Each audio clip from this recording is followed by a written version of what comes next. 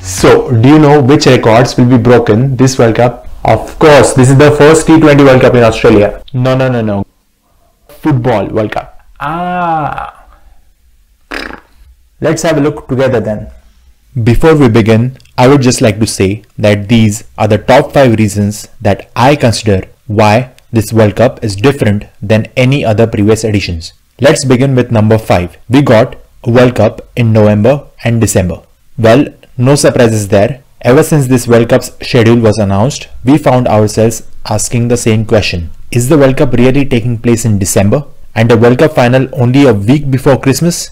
Let's have a look at this graphic which shows the months during which the previous edition's World Cups took place. Here are the first 11 editions. As we can see, each edition lasted approximately 3 weeks, but all of them took place between May and July. This was because the first few editions had fewer teams, which meant fewer games were played in the competition. Nevertheless, the competition traditionally had a slot between May and July. Why these months? Because these months are the off-season for football leagues in the Northern Hemisphere. That's when most of the best players in the world would be available for national duty. Now, if we were to have a look at the editions to follow, from 1982 onwards, each edition had a longer schedule of 4 weeks, as more teams participated, which meant more games. The FIFA World Cup had become this juggernaut of a tournament, which eclipsed other tournaments such as the Olympics. Yet we see the slot remained between May and July, or to be precise, during the months of June and July. And right at the bottom, we have Qatar, which is going to be the first edition scheduled outside the traditional slot of May, June, July. The reason behind it is, as most of you have already guessed,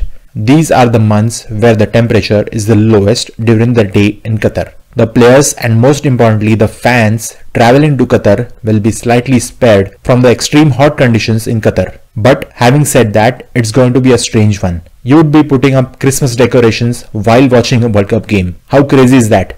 So that's World Cup in November, December at number 5. At number 4, we have France, holders of the FIFA World Cup trophy for the longest time. This is nothing but an extension of the number 5 reason. With the World Cup in November, the defending champions France get to hold on to the trophy a little longer than the usual 4 years. Let's have a look at this graphic which shows the longest durations that a trophy stayed with one team. We have Italy right at the top with 16 years, when they won back-to-back World Cups in 1934 and 1938. 8 years out of which were of course lost because of the Second World War, when no World Cup took place. Second on the list is Brazil, who went back-to-back in 1958 and 1962. France is third on that list. Now, if we were to exclude the World Cups in which the Jules Rimet trophy was awarded, and we only consider those with the FIFA World Cup trophy, we see France is at the number 1 position. This also means no team has won back-to-back trophies since the FIFA World Cup trophy was introduced, that is since 1974. So that's France, holders of the FIFA World Cup trophy for the longest time, at number 4. Moving on to number 3, we got the second World Cup in Asia.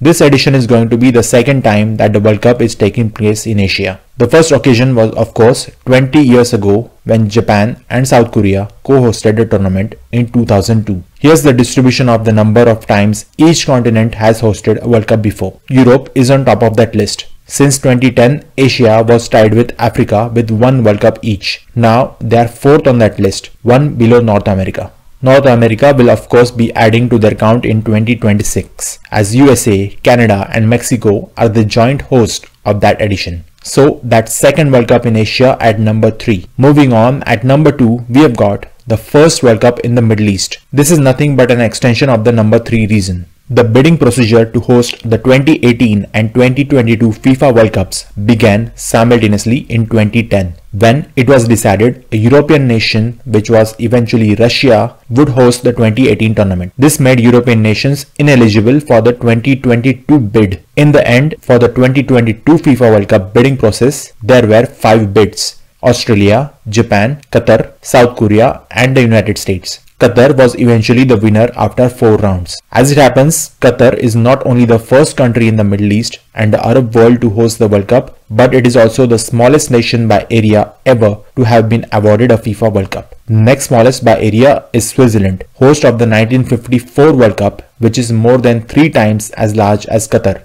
Moreover, Switzerland hosted 16 teams instead of the current 32 teams. Qatar also became only the second country, not including Uruguay and Italy, host of the first two World Cups to be awarded a FIFA World Cup, despite having never qualified for a previous edition. Similarly, Japan was awarded co-hosting rights of the 2002 World Cup in 1996, without ever having qualified for the finals, although they subsequently did qualify for the 1998 edition. So that's first World Cup in the Middle East at number 2.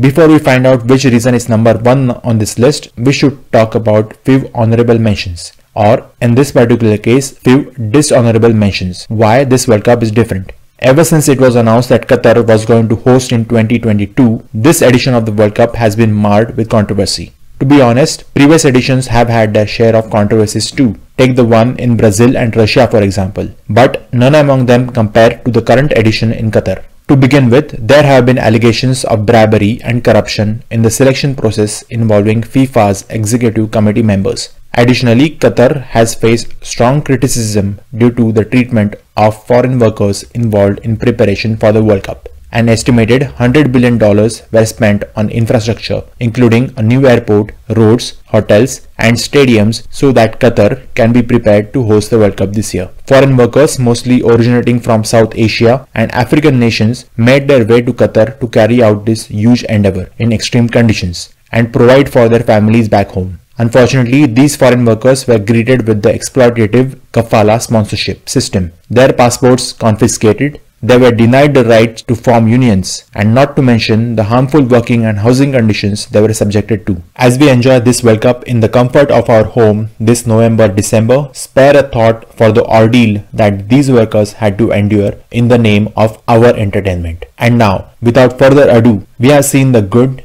the bad, and the ugly side of this World Cup. Let's finish this list on a positive note. We are going to talk about the number 1 reason on this list of the top 5 reasons why this World Cup is different. We have got the most number of Asian teams to feature in a World Cup. There are 6 Asian teams in total that have qualified for this year's FIFA World Cup in Qatar, the most we ever had. This is how that number has evolved over the years. Indonesia was the first Asian team that played in the World Cup way back in 1938. But back then, they were a Dutch colony, the Dutch East Indies. As a matter of fact, India would have been the first independent nation from Asia to play in the World Cup. India unfortunately withdrew from the FIFA World Cup in Brazil in 1950, which they had qualified for. You can find out all about that episode in India's football history in the video provided at the top right here. This edition's record will be broken in the next World Cup in 2026, where we will have 8 Asian teams through direct qualification and possibly a 9th through the intercontinental playoffs. Nevertheless, it's a welcome change for the Asian continent, which has been traditionally underrepresented at the biggest tournament in the world.